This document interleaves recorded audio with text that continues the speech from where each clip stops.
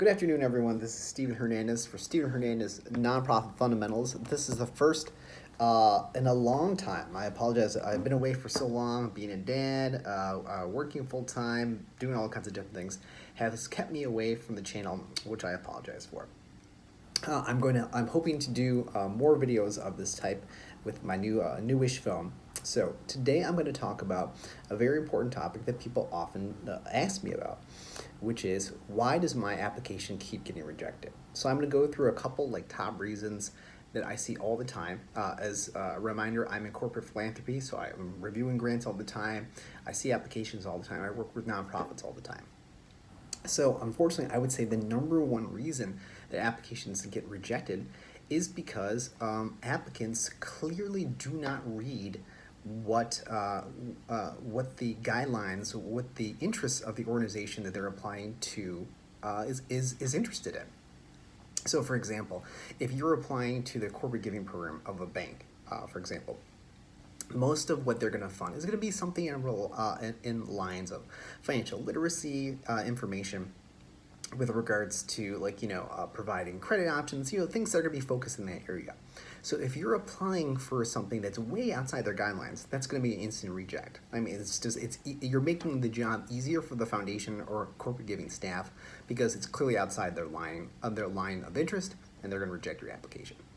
The second thing I would say is that you don't do your homework, in the sense of if an organization typically gives grants of $5,000 or less, or $5,000 to $15,000. That's the bulk of what they give. You ask for something that's like 3 or 4 times that, which I see quite often. So if an organization, as I said, typically gives in the range of $10,000, and then you're asking for $45,000, that's almost certainly going to be a rejection. Especially if you've had no conversation ahead of time with the granting organization, it looks like you have not given them the respect they are due in terms of reviewing what's of interest to them, what they give. The next thing I would say in terms of top reasons why your application may get denied is if what time of the year it is. Again, many requests for sponsorship or grants that I see typically come way too close to the event. If your event is a month out, that might be too soon. Most organizations, especially in the corporate giving realm, which I currently work in, we sponsor what we sponsor, and we kind of budget that out early in the year. So if it's the middle of the year, the end of the year, and you're asking for something, it's probably already spent down. The budget is gone. Which is not to say that we don't like your organization, but we just honestly may not have the money. I mean, I know that gets said a lot, but it's honestly true that we really do try to fund as many organizations as we can.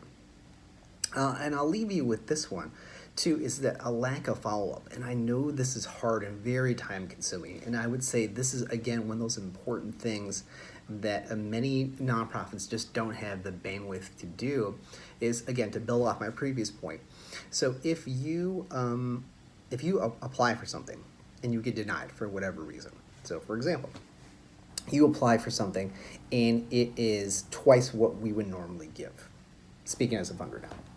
And so we reject it for those reasons. It's way beyond what we would normally give.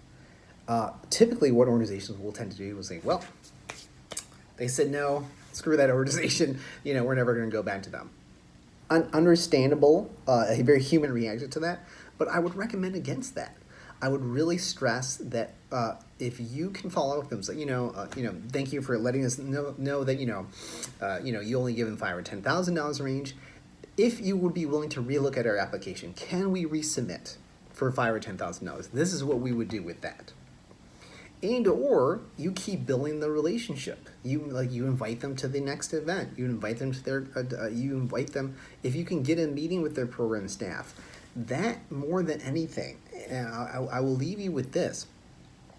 You need to have internal champions, and that's a whole other video about how to build it up. That's going to be hopefully the next one. Is how can I, if you don't have someone internally really pushing for your organization, you're probably not going to get funded, especially if you're new to the organization. So if you build on that, even if you get rejected and you try to build that relationship, if you try to have a conversation, have a sit down, identify the person that you really need to speak to, you'll have a much better chance of getting funded. So again, just some quick hits there. Those are some of the top reasons why your video, your application may get rejected. I hope this was helpful. I'm hoping to do more of these in the days to come.